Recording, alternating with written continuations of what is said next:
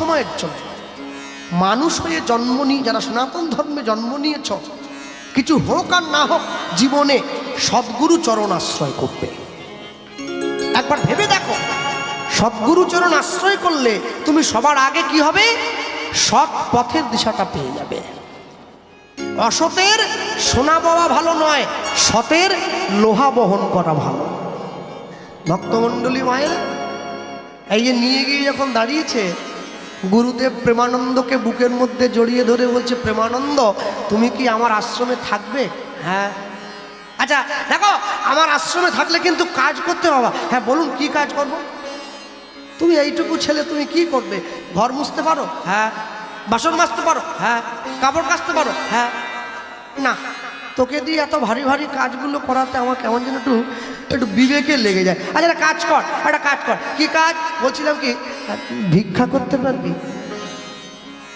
হ্যাঁ দিন না, ভিক্ষার ঝুলিটা আমার দিন, আমি দেখাচ্ছি কিরকম ভিক্ষা করতে হয়। না বাবা, ভিক্ষা করতে বলেছি মানে এই নয় তুমি একবার তল্পি তল্পা নিয়ে একবারে বেরিয়ে চলি। ভিক্ষা তো অনেকেই করে, তাই যে অনেকে ভিক্ষা করে আসতে।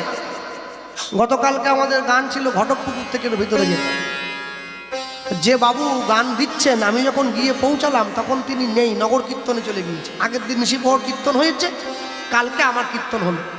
তিনি আমাকে বললেন যে কৃষ্ণবাবু আমি ভিক্ষা করেছি আপনাকে আনবো বলে 3 মাস ধরে। তারপর মানে শুনুন, ভিক্ষা আমি করেছি, তবে নিজের জন্য কিছুটা করেছি। কেন জানেন? মানে কি বলে, ভিক্ষা করে সবার আগে নিজের অহংকারটাকে দূর করেছি। হ্যাঁ, আপনারে লয়ে বিব্রত রহিতে আসে নাই কেউ অবনী পরে, সকলের তরে সকলে আমরা, প্রত্যেকে আমরা পরের তরে।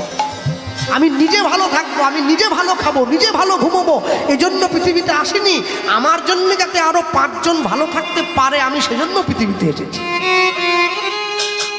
নিয়ে গিয়ে প্রেমানন্দকে গুরু রামানন্দ স্বামী বলছে, জানিস তো বাবা, আমার মন্দিরে ভিক্ষা করার একটা নিয়ম আছে। কি নিয়ম গুরুদেব? শোনো, তুমি প্রত্যেক দিন 21টা বাড়িতে যাবে, তারপর 21টা বাড়ির থেকে, প্রতিটা বাড়ির থেকে 1 মুঠো করে চাল নেবে। কোনো বাড়ির থেকে বেশিও নয় কমও নয়। তারপর 21 মুঠো চাল হয়ে গেলে আর কোনো বাড়ি যাওয়া যাবে না। আমার কাছে এনে ভিক্ষার পুটুলিটা আমার হাতে দেবে, আমি রান্না করে গোবিন্দকে সেবা দেবো।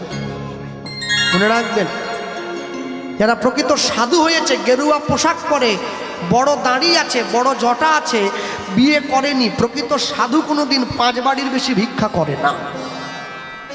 যে প্রকৃত বৈষ্ণব হয়েছে, মঠে মন্দিরে থাকে, ডোর কৌপিন বহির্বাস করে।